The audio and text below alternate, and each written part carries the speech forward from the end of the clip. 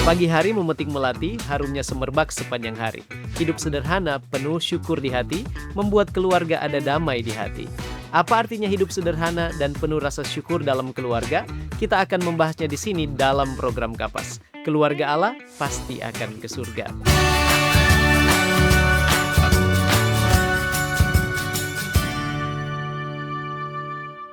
Kita hidup di zaman ketika banyak orang menilai kebahagiaan berdasarkan apa yang dimiliki, bukan siapa mereka di hadapan Tuhan. Media sosial, iklan, dan budaya konsumtif terus mendorong keluarga untuk membeli lebih banyak, memiliki lebih banyak, dan mengejar gaya hidup yang lebih tinggi. Padahal, Alkitab mengajarkan bahwa kebahagiaan sejati tidak terletak pada kelimpahan harta, melainkan pada hubungan yang benar dengan Tuhan dan sikap hati yang bersyukur. Karena itu hidup sederhana dan bersyukur bukan sekedar pilihan gaya hidup, tetapi merupakan prinsip rohani yang sangat penting bagi kesehatan keluarga Kristen.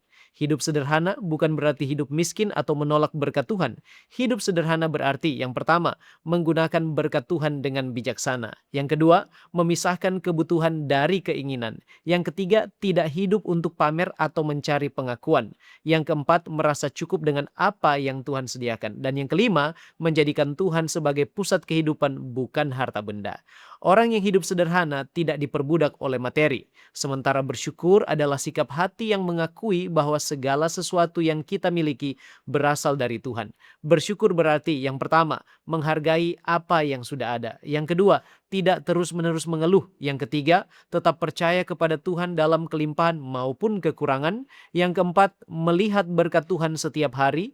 Dan bersyukur bukan berarti tidak boleh memiliki cita-cita, tetapi tetap merasa cukup dan percaya kepada Tuhan selama prosesnya.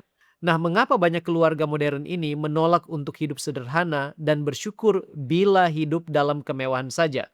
Yang pertama, karena adanya budaya konsumerisme. Dunia terus mengajarkan bahwa kebahagiaan dapat dibeli. Orang didorong untuk selalu membeli barang terbaru, rumah lebih besar, kendaraan lebih mewah, dan gaya hidup yang lebih tinggi. Yang kedua, kebiasaan membandingkan diri.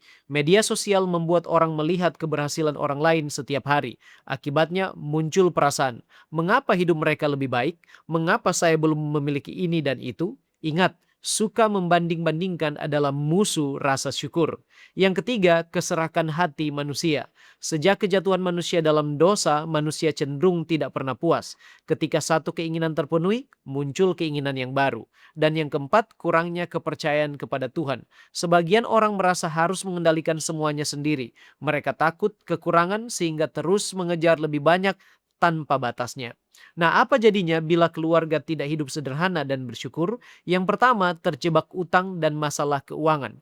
Banyak keluarga mengalami kesulitan karena gaya hidup lebih besar daripada penghasilan. Yang kedua, kehilangan damai sejahtera di hati. Keinginan yang tidak pernah selesai akan menciptakan kecemasan dan juga stres. Yang ketiga, konflik rumah tangga. Banyak pertengkaran keluarga berhubungan dengan uang, gaya hidup, dan ketidakpuasan. Yang keempat, anak-anak menjadi materialistis. Mereka belajar bahwa nilai seseorang ditentukan oleh apa yang dimiliki. Yang kelima, kehidupan rohani akan menurun. Fokus hidup bergeser dari Tuhan kepada harta benda. Lantas, bagaimana cara mempraktekkan hidup sederhana dan bersyukur dalam keluarga? Mari yang pertama kita bedakan kebutuhan dan keinginan. Sebelum membeli sesuatu, tanyakanlah apakah ini benar-benar dibutuhkan, apakah ini hanya keinginan sesaat. Yang kedua, buatlah anggaran keluarga. Rencanakan pengeluaran dengan bijaksana dan libatkan seluruh anggota keluarga dalam memahami kondisi keuangan keluarga. Yang ketiga, latihlah kebiasaan bersyukur setiap hari. Misalnya, saat ibadah keluarga, setiap anggota menyebutkan 3 hal yang disyukuri untuk hari itu. Yang keempat, fokus pada berkat yang dimiliki. Daripada memikirkan apa yang belum ada, lihatlah kesehatan, keluarga, kesempatan, pekerjaan, kasih Tuhan, keselamatan dalam Kristus, semuanya itu patut disyukuri. Yang berikutnya, belajar memberi. Memberi akan membantu melepaskan hati dari keterikatan terhadap uang. Orang yang murah hati biasanya lebih mudah untuk bersyukur. Jadi jadikanlah kesederhanaan sebagai teladan. Anak-anak belajar lebih banyak dari apa yang mereka lihat daripada apa yang mereka dengar. Sekarang apa tantangannya untuk keluarga hidup sederhana dan bersyukur? Yang pertama, tekanan dari lingkungan. Keluarga sering merasa harus mengikuti standar hidup orang lain. Yang berikutnya, pengaruh media sosial. Setiap hari kita melihat pencapaian, liburan mewah, dan kehidupan orang lain yang lebih wah, sehingga akhirnya kita terpengaruh untuk harus sama seperti mereka. Yang berikutnya, keinginan daging. Sifat manusia itu cenderung ingin yang lebih banyak dan tidak pernah puas. Selanjutnya, ketakutan akan masa depan. Kekhawatiran sering membuat orang sulit bersyukur atas apa yang dimiliki saat ini. Dan berikutnya, kebiasaan mengeluh. Bila tidak dijaga, keluarga dapat lebih fokus pada kekurangan daripada banyak berkat yang telah diterima. Karena itu, hidup sederhana dan bersyukur membutuhkan latihan rohani setiap hari. Saudaraku, kita perlu waspada terhadap tantangan-tantangan ini dan minta Tuhan menyanggupkan untuk mengatasinya sehingga kita boleh fokus untuk hidup sederhana sesuai dengan kemampuan kita dan penuh dengan rasa syukur atas nikmat dan karunia dari Tuhan. Alkitab mengingatkan dalam 1 Timotius 6 ayat 6-10, memang ibadah itu kalau disertai rasa cukup memberi keuntungan besar, sebab kita tidak membawa sesuatu apa ke dalam dunia dan kita pun tidak membawa apa-apa keluar.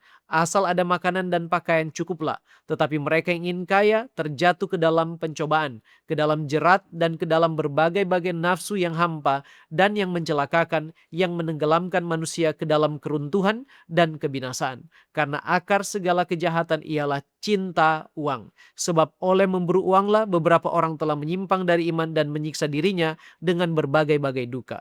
Ibrani 13 ayat 5a, janganlah kamu menjadi hamba uang dan cukupkanlah dirimu dengan apa yang ada padamu. Dikatakan dalam buku The Adventist Home bahwa kesederhanaan dalam kehidupan membantu mengembangkan karakter Kristen dan memelihara kehidupan rohani yang sehat.